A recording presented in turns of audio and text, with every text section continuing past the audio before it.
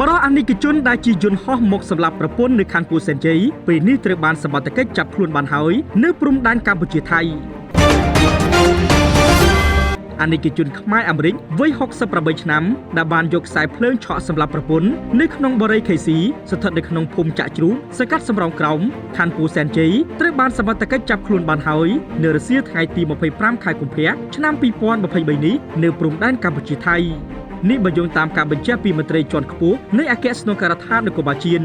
ជនសង្ស័យមានឈ្មោះមូលណេតអាយុ68ឆ្នាំជាអានិកជនខ្មែរអាមេរិកបានរត់គេចខ្លួនក្រោយកាត់ហេតុកាលពីព្រឹកថ្ងៃទី24ខែកុម្ភៈឆ្នាំ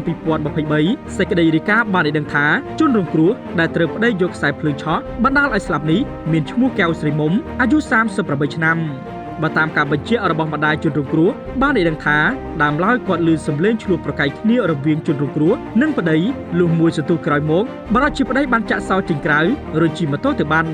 ក្រោយមកក្មួយរបស់ជនរងគ្រោះបានចូលទៅក្នុងផ្ទះហើយឃើញជនរងគ្រោះដេកនៅក្នុងបន្ទប់ទឹកប៉ុន្តែស្មានតែសន្លប់ក៏លើកដាក់មកលើសាឡុងទើបដឹងថាស្លាប់ហើយបង្កឲ្យមានការភ្ញាក់ផ្អើលតែម្ដង